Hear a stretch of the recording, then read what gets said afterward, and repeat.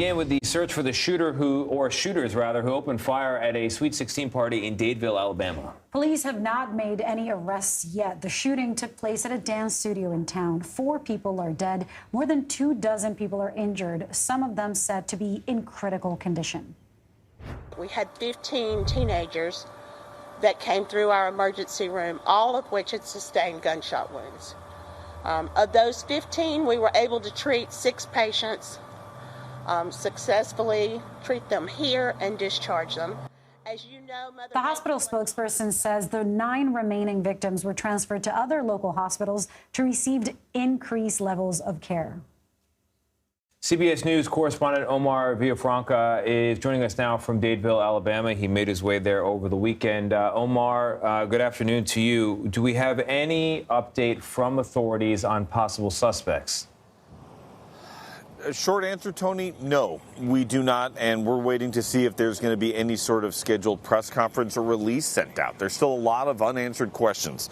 We had witnesses tell us that they thought they saw multiple gunmen inside there, but we're not getting any official word from investigators at all. We don't know how many they may be looking for, what kind of gun was used, or even a motive at this time. In fact, we're not hearing any official word of the names of those who have passed away. Local media, AL.com, is reporting that it's 4 people, and now we're starting to get some ages. They may not all be high school seniors. A 17-year-old, 18-year-old, 19-year-old, and a 23-year-old.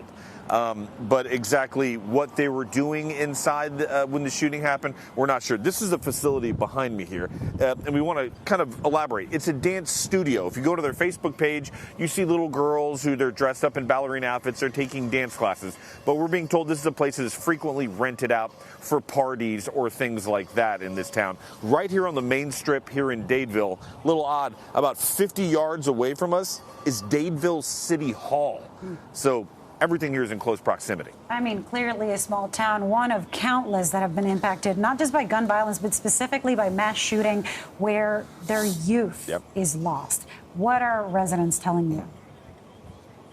Look, they're shocked. You hear it in these towns, unfortunately. They never thought it would happen here. This is the definition of small town USA. I mean, Dadeville is just over 3,000 people. You're about an hour away from the capital of Montgomery, and it's a quiet community. This is the kind of town, I'm looking at the town's water tower. They don't tell you about the town. They put the high school on there, the Dadeville, home of the Tigers. This is what this small community is all about. It's near a lake. It's kind of a lake vacationing community, but on Saturday night, they now join that infamous list of American cities where the unthinkable happened again. Yeah, more young lives lost. Omar Villafranca, thank you so much. Thank you. And on to the next mass shooting. Police in Louisville, Kentucky are investigating a second mass shooting in less than a week in that city. 2 people died and 4 others were hurt Saturday night. Police said at least one shooter opened fire in a crowded park.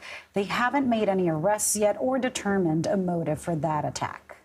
We wanted to give you a deeper understanding of gun violence in this country and why the politics of it seems to be so stuck. So first, the big picture. More than 160 mass shootings reported in these United States since the start of the year. We're just over 100 days in. And since the start of this month, the U.S. has recorded 31 mass shootings. As a reminder, it is April 17th. That means that there have been nearly 2 mass shootings each day so far this month.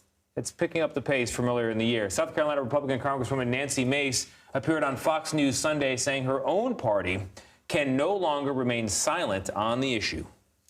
Every time there's a mass shooting, and they're increasing every year, every week, we don't say anything. We want to bury our heads in the sand and hope that it goes away. But guess what? It's not going away. And I see it. I'm in a very purple district, even though I'm in South Carolina. It is an issue that continues to be a problem for Republicans.